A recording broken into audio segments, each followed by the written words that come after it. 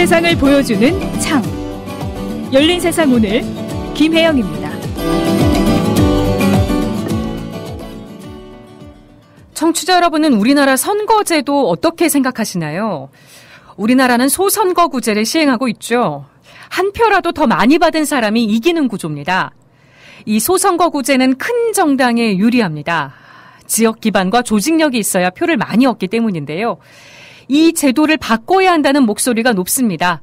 소수 정당을 지지하는 민심도 반영하자는 건데요. 그러자면 큰 정당들의 결단이 필요합니다. 문재인 대통령이 선거제도 개편을 지지한다고 밝혔죠. 이번엔 정말 바꿀 수 있을까요? 민주평화당 선거제도개혁특위위원장인 천정배 의원 연결해 보겠습니다. 의원님 안녕하십니까? 안녕하세요. 천정배입니다. 네.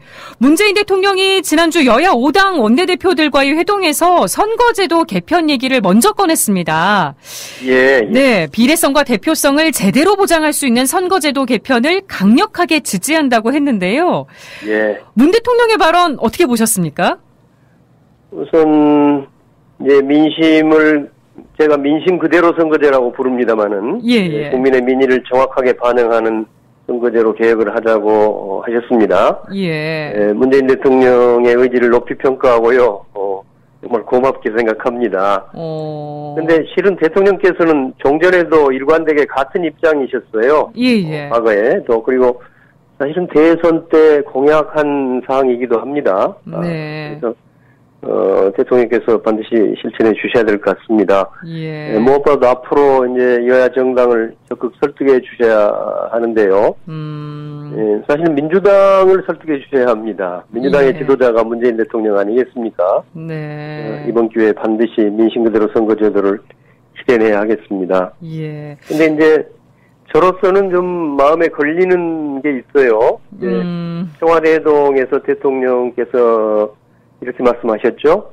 선거제도 개편은 여야 간의 합의에서 결정이 되는 것이고 대통령이 주도할 수 있는 그런 사안은 아니다. 이렇게 네네. 말씀하셨다고 그래요. 이걸 네. 이제 겸손하게 말씀하셨다고 이해합니다는 듣기에 따라서는 좀 약간 한 발 빼려고 하시는 것이 아닌가 여기기도 했어요. 예. 그래서 이번에 제발 대통령께서 민주당만큼은 꼭 설득해 주시기를 저도 요청합니다. 네. 지금 정치권에서 언급되고 있는 선거제도 개편은 정당 득표율대로 의석을 나누는 연동형 비례대표제, 또 그렇습니다. 한 지역구에서 2명 이상을 뽑는 중대선거구제 도입입니다. 의원님 둘 다 필요하다고 보시나요? 저는 중대선거구제는 저는 관심 바뀌고요. 그건 해도 좋고 안 해도 좋다고 생각합니다. 예. 상황에 따라서 다룰 수 있는 것 같은데요.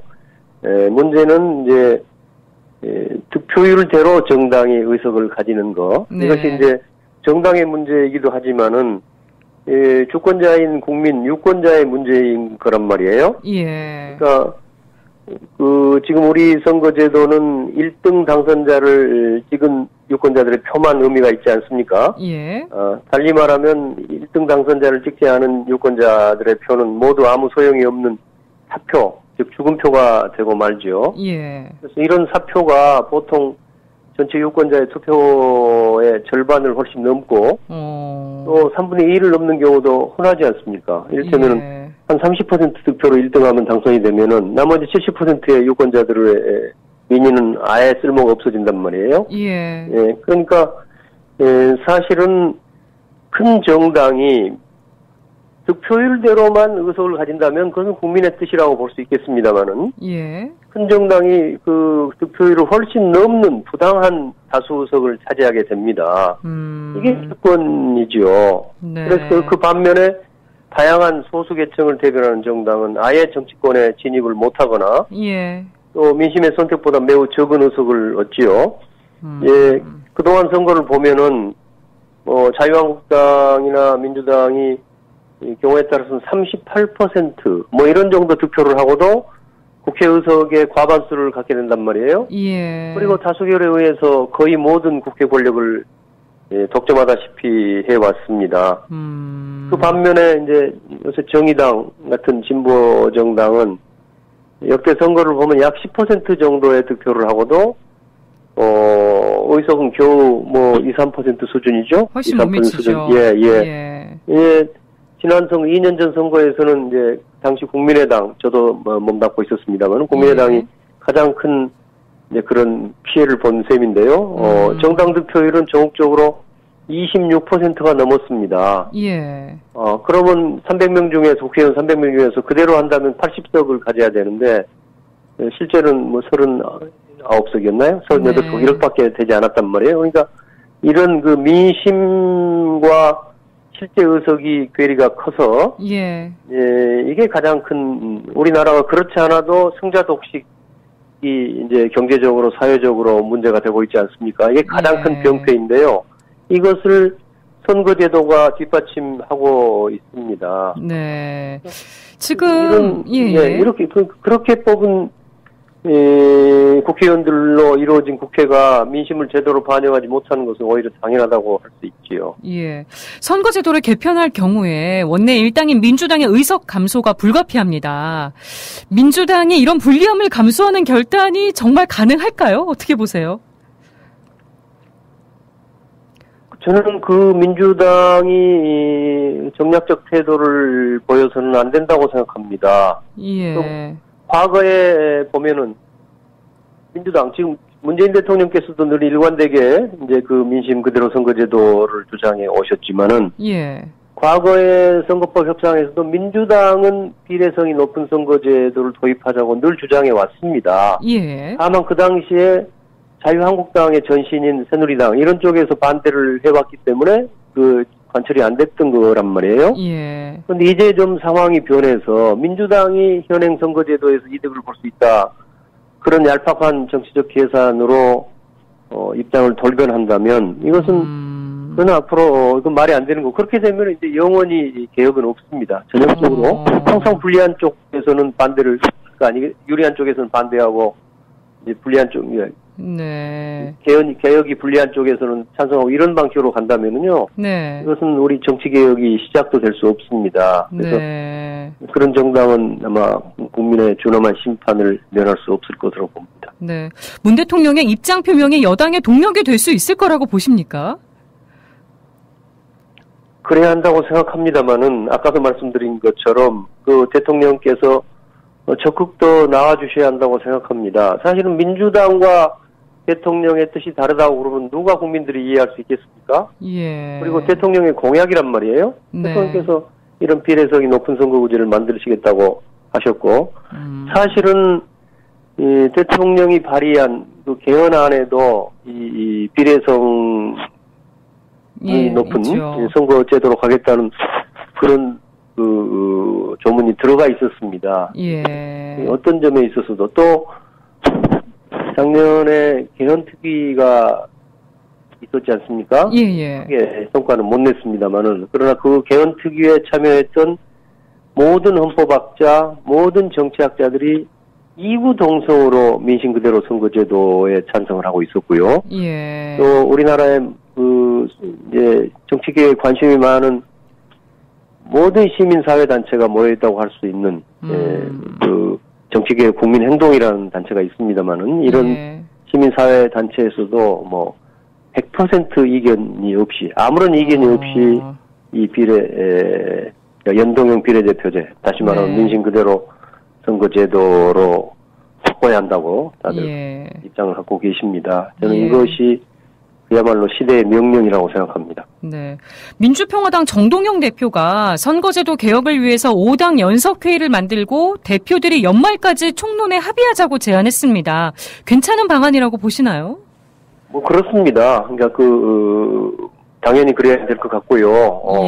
그러나 지금은 문제는 역시 이 두 당이죠. 이제 민주당과 자유한국당 기존 선거제도에서 부당하게 이득을 봐왔던 정당이기도 하고요. 그런데 이제 자유한국당은 최근에 아마 득실 계산을 해보면은 자기들도 별로 민심 그대로 선거제도 도입에 손해를 볼 것 같지 않으니까 아마 입장이 상당히 유연해지고 있는 것 같습니다. 지난 지방선거 전부터요. 그래서 오히려 지금은 민주당이 가장 문제가 되지 않을까 보이는데요.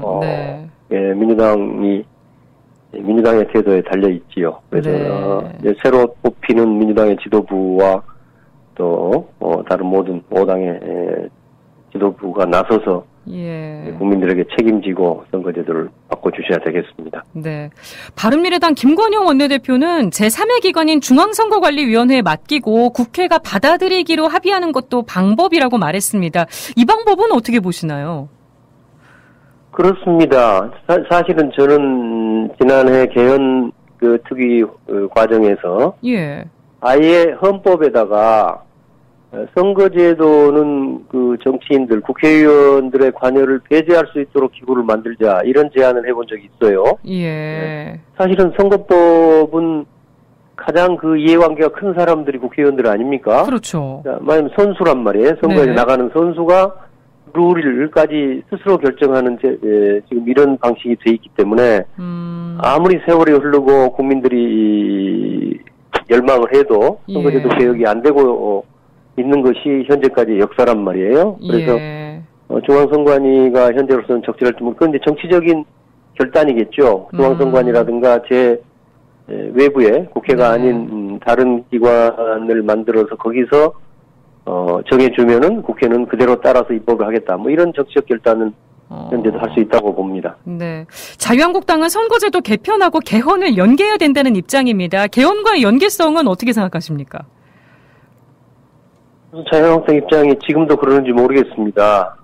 근데 이제 실은 선거제도 개혁과 분권형 개헌을 연계하자는 것, 문재인 대통령의 입장이었죠. 지난해 5월에도 작년 5월입니다. 작년 5월에도 대통령께서 5당의 원내대표와 회동을 하신 적이 있는데요.